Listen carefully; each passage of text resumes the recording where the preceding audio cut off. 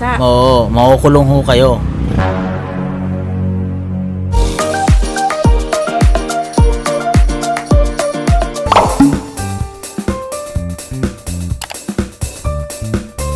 Kaya po mga kabayan, magandang tanghali po sa inyong lahat. Ngayon po ay nahanap po namin ng scholar po natin na sila Ricami at saka si Princess. So yun po ay pinahanap po ng ating sponsor dahil sila po ay umalis po dun sa bahay po ng ating pinupuntahan. So lumipat po sila dito. So dito po natin sila nakita sa gitna po ng tubuhan. So yan po yung bahay nila mga kabayan.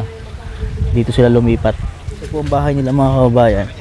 Ayan, kasama ko po ngayon ang aking partner na si Uweng Galo. Ayan, higala siyang isang sakong bigas dahil mayroon po silang monthly allowance na bigas. At alamin po natin kung talagang totoo yung ginagawa niya sa mga anak niya.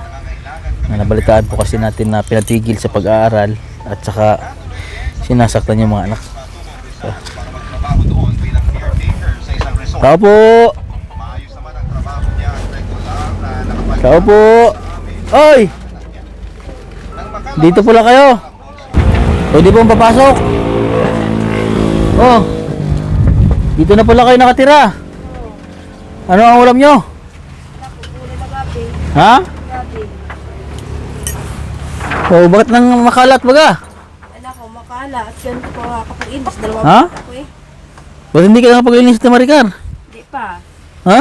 Yung isa na sa lesan, di mautusan. Ito yung bagong bahay nyo. Pwede po kayo makausap dito. Wala po kayong trabaho kaya? Natapos na po siya? Isa dito na lang pala. Pwede pong paakit ako. Ano ang ulam niyan bata? Gabi din, naubos na. Gabi, tubig. Kumusta naman kayo dito? As lang naman po. Nasaan po yung mga bata? Lalo na sa puton. Bakit nandoon? Nag-aaral po, nasa portal na lang namin ng bigas. Yung tatlo, si Jeremy. Sabi-sabi, nandoon po yung mga bata. Kasama din yung dalagita po. At saka si Ricami at saka si Princess, nandoon. So kahit magiging po yung dalaga na pag-aaral ko. Sino po ang Sino po nagbabantay doon? Si Jeremy po. Yung, kasama. Kasi may nabalitaan po kasi ako na pinatigil dito sa pag-aaral yung anak nyo. Hindi ho. Ha? Hindi ho. Didiretso mo po pag-aaral nila. Sila pa may sabi nun. Yun doon yung nandoon. Kung pinatigil din ay nasa na namin pag-aaral ka. Kasi pag pinatigil niyo po yung anak niyo sa pag-aaral, at ayun po, itigil din po yung pagtutulong namin sa inyo. Hindi pa pinatigil yan. Nandun pa sa pagpasok ko ngayon. Kasi ayun po yung kami tumutulong para sa inyo. Na yung lalo yung mga anak niyo ay mapag-aaral. Nandun ang kasama niya ay si Jeremy, yung sabi ko. Jeremy, magdala ka ng 3 pinggan, naalilangan na sila sa pagluluto doon. Paglilinis, pagwawalis, sila naasahan hanggang sa paghuhugas daw. Pinagdala ko ng 3 pinggan, 3 kutsara sa sandok. Kasi ayun, may mga yung anak, kita mo na may middle yung anak niyo. Pinagsabihan ko kasi. Di pag halimbawa pag gano'n, alam niyo naman na nagbibigay kami ng tulong dahil siyempre sa inyo at number 1 doon po yung pagbibigay namin. Lalo na sa pagbibigay po ni Sir ng bigas sa inyo na allowance, ayun ay para yung mga bata ay makakain ng ayos. Para pagpasok sa school ay lagi silang busog, nakakain. Pinadala ko lang kanina kahapon pa ng 5 kilong bigas. So nakapag-aral pa yung mga bata. Opo. Ang bibili na ako sa Sabado na ng asawa ko ay papel. Yun Papel? Na, Wala na ba silang papel? wala na po. Wala na po sa akin papel. Tapos Tapos ito ililinawin ko lang sa iyo to Ate Maricar ha. Dahil meron din po kasi ako nalaman na yung anak niyo doon na si Ricami ayun sinasaktan niyo. Hindi po. Ha? Hindi nasaktan namin. Tapos kahit nandito mga karating bahay namin, hindi namin nasaktan yun. Ayun po Pati daw yung asawa niyo ngayon sinasaktan yung si Ricami. Hindi naman po yung pananira po ng kapatid ko hanggang ho sa Kalatagan. Ganun na rin po nasabi ng kapatid ko sa pananira ho sa amin. Dahil kahit sarili yung mark namin, ay ayaw na pong ibigay. Kahit mga pananira namin doon, hindi na ako makuha ng kahit konting gulayin. Na ako lang kinanarin na at Maji. Ang gulay namin doon. Ay ako na po kahirap ng pagtanim. Tapos ayaw nila akong bigyan kahit isang pirasong gulayin.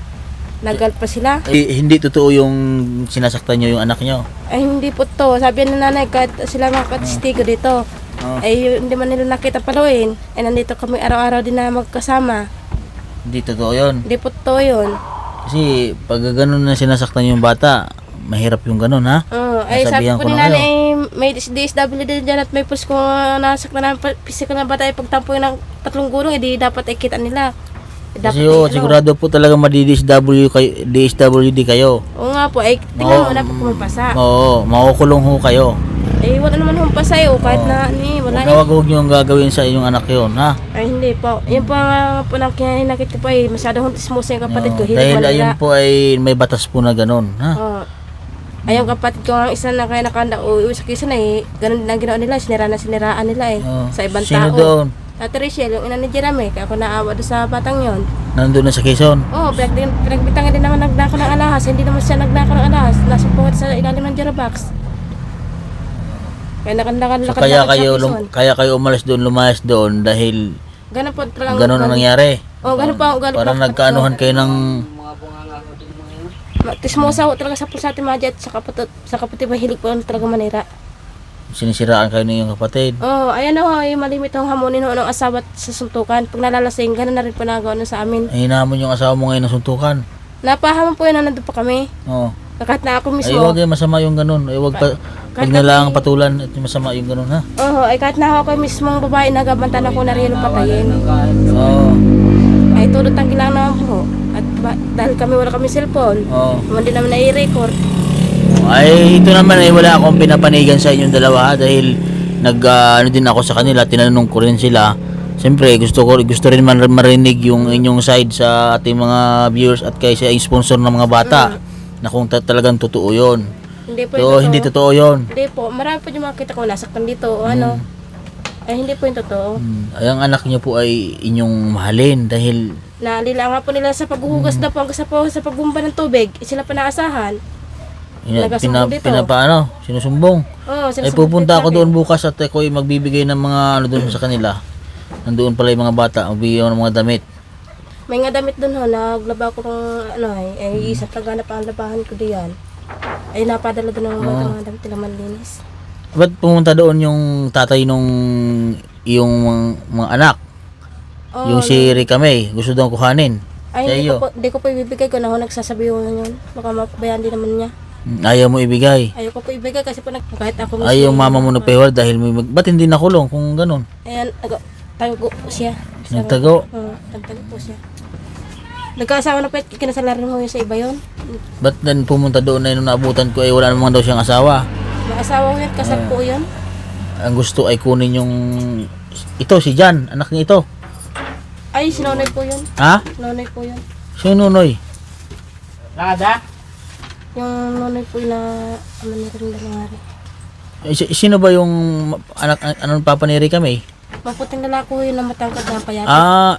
Ito pala, si Rica May, ay itong... Si Jan at si Karin. Ito ata. Yung pumunta doon. Yun naman na iloko-loko, kulang isang bagsak yun. Yun? Kahit siya na may utang din nga din ay. Gustong kunin sa inyo mga bata. Baka mapahamak pa siya, baka pa siya magpatilang at saka kayo naman ay ina niya mga yan. Kung ganun yung ugali, ay huwag mong ibigay. May utang po dito yun, nasa 5,000 po. Anong ginawa? Ay hindi siya sumama dyan, doon siya sumama. Paano yung utang niya? Ay bahala na po siya, hindi ko na po problema yun. Kaya kung mawala sa kahit, gano'n siya, kasi sa nabalik. Matagal ko kayong hinanap. Dito pala kayo nakatira. Kaya po nilap ako ng asawa ko ng bagong anak pala ako nung nagbenta ako na Ariel Ang pagkapapaan ni Wilson. Hindi kami nagkasundo ng kapatid kong yun, sa ng lalaki yun. Maging babae. Pag yung sila lang may mali, sila pa may utang, di ba sila nakakabayad. Tapos ganito rin. May yung dalawang lalaki daw na inaampon-ampon nyo na yung pangalan ay Titit at saka yung isa, yun daw yung kumakain ng mga Milo at gatas ng mga bata, pati mga bigas. Yun Nung nakasulok po sa amin po yun, ay ano po talaga nakandi po talaga sinabi ng bigas ay naparinggan po namin yun. Bakit kasi doon yung pinatira sa bahay nyo? Ay bigla na lang po bumalik yun, dumating po sa amin, ay wala po yung bahay nun. Kaya tumulo sa amin nun. Yung bahay po nila, yung bahay ni Titit, interest na nandun si Titit, ay sila po tumira, dati Magic. Oo. Ay dito saan makakain yun, hindi sa makakabili ng bigas, kami bigas. Dahil yung asawa ko pag sasahod, siya nabili ng bigas. O, at namang mga yan, itas magawa ng bahay din, gawa ng bahay, hindi arilo. Kaya doon sa amin nakatira yung tao. O, Kasi Ito, sabi ko, nalaman nasa ko rin bigas. doon, sinabi na ganun nga ang pag nagdadala ako ng mga bigas, mga grocery at Milo, imbis na daw ay para sa mga bata, yun daw ang umuupak ng kain. Nasaan na yung isa? umalis na po yun si Titit. Oo. Ay, yung isa pa, yung isa. Wala na ho, tagal na yung si Una daw umalis. Ang problema nga lang po doon sa kanila, sila nagsusumbog. Sila naman ang mali. Yung bahay ng tao, sila ang tumira. Oo. Sabi ni Titit, magawa na kayo ng bata, kaya na kayo mare. O, hindi naman po sila nag-abyat. Wag ko sa ito po sila natulog pag naulan. Doon sila nagtitira. Sa bahay ng tao na enter sa kampod sa amin. Ngayon, wala na yung mga tao na yon, Wala hindi kayo na ang sulo nyo na yung Saka bigas naman dito. Saka po tayo may mahirap pong maging maisip, ganun. Mm. Eh sa akin na nga po, yung kuha nila nga utang, ay kapatid namin siya, tagalay, taon na. Ay, hindi pa siya nakakabayad. Pag sila singilin, galit siya na kay galit pa si ama. Nako. Kasi ganun na lang ha. At buti naman at yung mga bata ay hindi mo pinatigil sa pag-aaral. Opo. Yun ay lagi ko rin ina-update sa school kung pumapasok yung mga bata. Noong nakaraan daw ay isang linggong hindi pumasok si Rica May. Pumasok po yun. Ha? Kasama-sama po ni Jeremy, yan pang hindi ko mga O ilang araw lang absent? 2 araw O na. 2 araw lang na absent. O, at yan ang makulit na sabi ni Jeremy, na barito yung kasama niyang dalagita Oo. na pagpasok at na si Jeremy, dito rin nakakuha ng bigas sa tikar, kaya kong bigas. Para Ay, isa, may, ganun. lagi kasi akong may update sa school nila. Ngayon ay may dala akong isang sakong bigas galing to kay Sir, sa ating kababayan na sponsor nyo. So, at saka kay Ma'am Intiis po, maraming salamat din sa sponsor ng mga bata. Tara. Ito ang isang sakong bigas. Ito, saan ko ilalagay ito? Ay, bukan lang. Oh. Ito. Isang sakong bigas yan ha. So, ang gagawin nyo dito ay itong kalahati, Nabigay ko po doon. ibigay nyo doon ha. At yung sa tira sa inyo dito. Ha, Ate Maricar ha. At pasensya na at yun nga ay kinonfirm ko lang sa iyo kung totoo yun. Ay yun nga at kailangan din mahingan ko ng yung side mo kung ano yung kung totoo nga ba o hindi. Ha? So okay na tayo ha. Opo. So ayan po mga kabayan at yun nga po yung issue kay Ate Maricar at sa mga bata. So hindi po ang nangyayari po parang nagsisiraan lang sila magkapatid. Ay, hindi naman ako nakakapunta ng kalatagan para manira. Ay sila na nakakapunta ng kalatagan. So ang nangyari, ang ginawa lang po ng pamilya ni Ate Maricar, nabis na po ay magkagulo sila, ay sila na po ang lumayo. Ayan. So yun po siguro, yun po yung nangyari. Yan sa ating mga viewers po dyan na Tapos tika pa nga dito, nagbali pa dito. Sa asawa ko pa nakalista, tig-1,000. sino? Hindi ay Ariel sa kasi Anton eh. Nako. Asawa ko pa napalista. Mm. Naging 14 ang utang namin dito eh. Gawa ng utang 2 Oo. So ayan po mga kabayan at yun nga po ang ating in-update lang at kinumpirma sa side po ni Ate Maricar. Ayan. At yung asawa mo ha. Kung hindi man totoo na ganun ang ginagawa sa bata, ay may maganda ha. Pero wag na wag niyong gagawin ha. Ikapitan ang amo namin dito eh. Oh, kaya nga, totoo. Siyempre, hindi naman yan lagi nakatingin ang kapitan eh. Ayun gratis po. Oo. Eh di dapat ay pagpalakad ng bata, di dapat ay kinig na nila. Oo, kaya nga, ay di mas maganda pagka ganon. Ha? Opo. Ako naman hindi naman ako basta-basta naniniwala sa tao. So, kakikita mo naman, pinuntahan kita dito na hingin din ang side mo. Ayoko rin naman na ikaw lang din ang sabihan ng gano'n ng mga tao, ha? Ayan. So, yan po mga kabayan. And so, maraming salamat po sa sponsor po nila. Sa ating kababayan po na si Sir. At kay Ma'am Intiis po. Ayan. At sa lahat po ng ating mga sponsor. Kaura, MC from Canada. Ayan, maraming salamat po ma'am. At sa Bulusan Sister po Ma'am Pasita, Inlisa, Endilia, at kay Tita Rui na Rui, kay Ma'am Mirna from Anonymous, Ma'am Rosemary, anonymous po natin from Australia, California, USA. Maraming salamat po sa inyo mga kababayan. Po, so ito po yung update po natin kay Ate Maricar at wala po yung mga bata nasa school po daw. Ayan po, God bless po at maraming salamat din sa aking cameraman na si Wing, ang partner ko po dito sa Batangas. Ayan po. God bless po at magandang hapon sa inyong lahat.